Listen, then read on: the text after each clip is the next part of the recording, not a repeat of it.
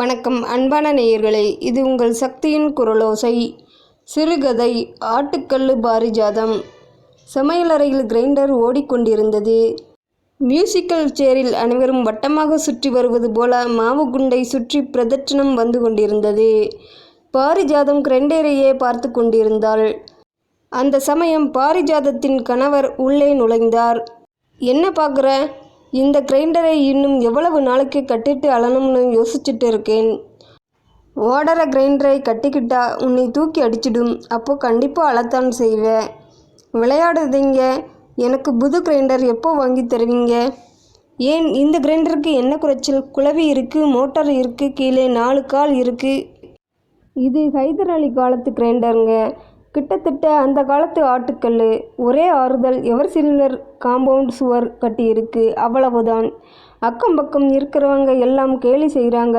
எனக்கு ஆட்டுக்கால் பாரிஜாதம்னு பேரே வேற வச்சிட்டாங்க. முன்னொரு காலத்தில் கணபதியும் பாரிஜாதமும் கோவையில் குடியிருந்தார்கள். கடலை உருண்டை செய்வது போல் கோவையில் சர்வசாதாரணமாக கிரைண்டர் உற்பத்தி செய்வார்கள். கிரைண்டர் வாங்க கங்கா ஏஜென்சிக்கு போனார்கள். சார், அருமையான 2 லிட்டர் கிரைண்டர், இதில் 10 பேருக்கு மாவரைக்கலாம் என்றார் கடைக்காரர். கிரைண்டர் வாங்கிவிட்டார்கள். பூஜை போட்ட அன்று கிராமத்திலிருந்து 10 பேரை வரவழைத்திருந்தாள் பாரிஜாதம். இதென்ன இட்லி மாவு மஞ்சளாக இருக்குது அப்படின்னு கேட்டார் கணபதி. இது சட்னிங்க. 2 லிட்டர் சட்னியா?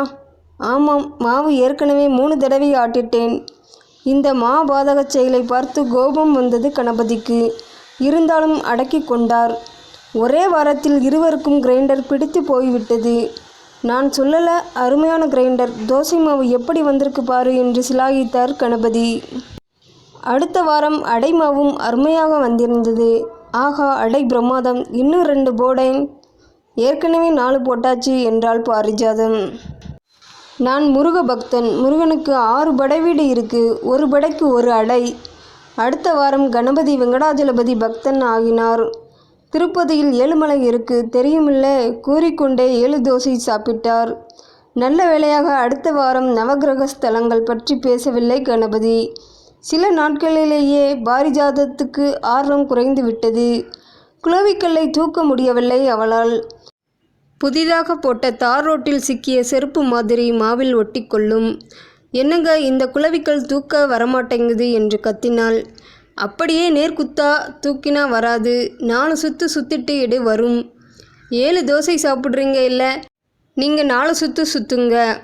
அன்று எங்கேயோ கிளம்பி கொண்டிருந்தார் கணபதி. எங்கே போகிறீங்க? ஒரு கல்யாணத்துக்கு. நான் கிரைண்டர் போட்டாச்சு. நான் சட்டையை போட்டாச்சு. சட்டையை கலட்டலாம், கிரைண்டரை கலட்ட முடியாது. பாரிஜாதம் தொடர்ந்தாள். 1 மணி நேரம் இருந்து மாவு ரெடி ஆனதுக்கு அப்புறமா குளவியை எடுத்து கொடுத்துட்டு கல்யாணத்துக்கு போங்க.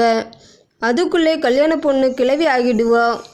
முடியுமா முடியாதா? இல்லைன்னா சொல்லுங்க. பக்கத்து வீட்டு பரிமளாவுக்கு ஊற வச்ச அரிசி உளுந்தை வித்துடுறேன். அவள் சந்தோஷமாக வாங்கிப்பா. அடப்பாவி, இதை வாங்குறதுக்கு கூட ஆள் இருக்கா? 1 மணி நேரம் கழித்து கல்யாண வீட்டுக்கு போனார் கணபதி. டிபன் பந்தியில் இட்லி காலியாகி பொங்கல் மட்டும்தான் இருந்தது. வர வர பாரிஜாதத்துக்கு அந்த பழைய மாடல் கிரைண்டரை கண்டாலே பிடிக்காமல் போய்விட்டது. சதுரமான ஒரு பெட்டி, அதற்குள் ஒளித்து வைத்த மோட்டார், பஞ்சு மிட்டாய் செய்யும் மிஷின் போல ஒரு ட்ரம், அதன் நடுவே ஒரு குழி, அதில் ஒரு குளவி, குளவி மண்டையில் ஒரு மரக்குச்சி, அந்த குச்சி ஒரு சங்கிலி போட்டு ஒரு சிறிய கம்பத்துடன் இணைக்கப்பட்டிருந்தது. பஸ் ஸ்டாண்ட் டம்ளர் மாதிரி சங்கிலி போட்டு கட்டியிருக்கு. குண்டை எவன் தூக்கிட்டு போக போகிறான் என அழுத்துக்கொள்வாள் பாரிஜாதம். கிரைண்டருக்கு மூடி கிடையாது. கும்பாபிஷேகத்தின் போது தீர்த்தம் தெளிப்பது போல மாவு 4 பக்கமும் தெறிக்கும். சமையலறை சுவர் முழுக்க பொரிக்காத மோர் மிளகாய் மாதிரி மாவு அப்பிக்கொள்ளும். கிரைண்டர் போட்டதற்கான தடயம் அது. 4 மணி நேரம் முன்னால் தான் கிரைண்டர் போட்டிருக்கு. சுவத்தில் இருக்கிற மாவு இன்னும் ஈரம் இருக்கு. கொலைகாரனை பிடிக்கும் தடவியல் அறிஞர் மாதிரி பேசுவார் கணபதி. என்ன பாரிஜாதம், இப்போ எல்லாம் 2 தோசை கம்மியாக போடுற என்று கேட்டார் கணபதி. 2 தோசை மாவு சுவத்தில் ஒட்டிக்கிட்டு இருக்கு. அது உங்கள் மாவு. மூடி போட்ட புது ரக கிரைண்டர் வாங்கிவிட வேண்டும் என்று ஆசைப்பட்டாள் பாரிஜாதம். என்னங்க, டில் டிங் கிரைண்டர்னு ஒன்று வந்திருக்காமே. சாச்சா மாவு அப்படியே பாத்திரத்தில் கொட்டிடுமாமே. அதை வாங்குங்களேன். இந்த கிரைண்டர் நல்லா தானே இருக்குது. டில்டிங் வெல்டிங்னு பேசிக்கிட்டு மனைவி வாயை அடைத்தார் கணபதி. 10 வருடங்கள் இப்படியே ஓடின. பாரிஜாதம் மெதுவாக ஆரம்பித்தாள். என்னங்க, லேப்டாப் கிரைண்டர்னு ஒன்று வந்திருக்காமே, அது லேப்டாப் இல்லை, டேபிள் டாப் கிரைண்டர். அதே தான், அதை வாங்கி கொடுங்களேன். டேபிள் டாப் கிரைண்டரா? ஒரு சேர் டாப் கிரைண்டர் கூட வாங்க மாட்டேன். ஏன், காரணம் சொல்லுங்க. இந்த கிரைண்டர் நல்லா இருக்கு, இது கெட்டுப்போனா வேற வாங்கலாம், அது வரைக்கும் இதுதான். அதன் பிறகு ஒவ்வொரு முறை கிரைண்டர் போடும்போதும் அது கெட்டுப்போக வேண்டும் என்று வேண்டிக்கொள்வாள் பாரிஜாதம். அது கெட்டுப்போவதாக தெரியவில்லை. ஆண்டவனின் பாதங்களை கிரைண்டர் கழுவிய நீரால் நீராட்டி வேண்டிக் கொள்வது என முடிவெடுத்தாள். முப்பாத்தம்மனுக்கு மஞ்சள் துணியில் ₹1 முடிந்து வைத்தாள். என்ன முடிஞ்சு வைக்கிற என்று கேட்டார் பக்கத்து வீட்டு அம்மாள். மனசுக்குள்ளே ஒரு ஆசை. ஆசை அழிவுக்கு காரணம். அழியணும் தான் ஆசைப்படுறேன். விஷயம் கணபதிக்கு எப்படியோ தெரிந்துவிட்டது. அம்மன் மைசாசுரனைத்தான் வதம் செய்யும். மாவாட்டற கிரைண்டரை எல்லாம் வதம் செய்யாது. போய் வேலையை பாரு என்று கூறி முச்சுப்புள்ளி வைத்து விட்டார். அடுத்த உபயத்தை நோக்கி போனாள் பாரிஜாதம். கிரைண்டர் ரிப்பேர் செய்யும் கடைக்கு போனார். தர்மராஜ் கிரைண்டர் சர்வீஸ் என்று போர்டு போட்டிருந்தது. என்ன செய்யணும் என்று கேட்டார் தர்மராஜ். 25 வருஷமா வீட்டில் இருக்கு, அதை ஓடாமல் செய்யணும். உங்கள் பொண்ணா? என்ன லவ்ஸா?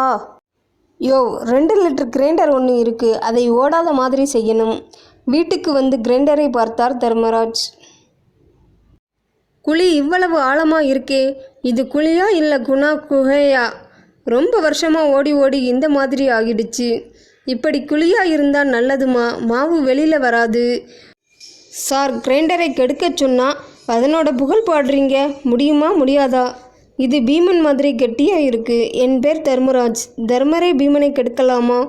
மகாபாரதமெல்லாம் இங்கே வேணாம். என்ன செய்யலாம் சொல்லுங்க? கிரைண்டரை ஆராய்ந்தார் தர்மராஜ்.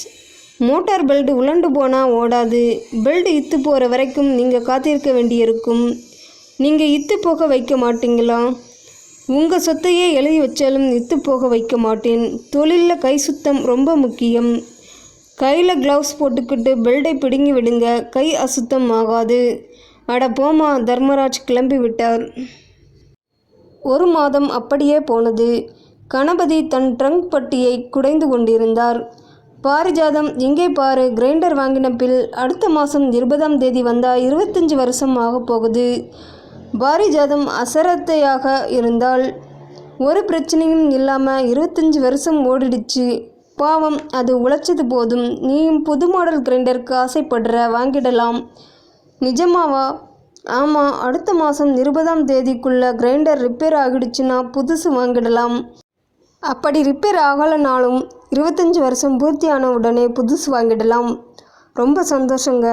அடுத்த மாதம் 20ஆம் தேதி கடைக்கு போனார்கள் இருவரும். நவீன மாடல் கிரைண்டர் வாங்கினார்கள். பழசை நாங்களே ₹500 எடுத்துக்கிறோம், அடுத்த வாரம் ஆள் அனுப்பி எடுத்துக்கிறோம் என்றார்கள். புது கிரைண்டர் வந்து பூஜை போட்டாகிவிட்டது. அடுத்த வாரம் பழைய கிரைண்டர் எடுத்துக்கிட்டு போக ஆள் வருது. ரன்னிங் கண்டிஷனில் இருக்கணுமாம், ஒரு தடவை போட்டுப்பாரு என்றார் கணபதி. பாரிஜாதம் சமையலறைக்குள் போனால் சற்று நேரத்தில் தடால் விடால் என பெரிதாக சத்தம் கேட்டது. கிரைண்டர் ரிப்பேர் ஆகிடுச்சு. உள்ளிருந்து கத்தினாள் பாரிஜாதம். சமையலறைக்கு ஓடினார் கணபதி. என்ன ஆச்சு? கிரைண்டர் ரிப்பேர் ஆகிடுச்சு, ஓட மாட்டேங்குது. உன் ஆசை நிறைவேறிடுச்சு. ஆனால் ஓடாத பழசை கடைக்காரன் எடுத்துக்கிட்டு போக மாட்டானே, ₹500 போச்சே என்றார். பழைய கிரைண்டரா? அது குத்துக்கல் மாதிரி அப்படியே நிற்குது. புதுசாக வாங்கின கிரைண்டர் தான் ரிப்பேர் ஆகிடுச்சு என்றாள் பாரிஜாதம்.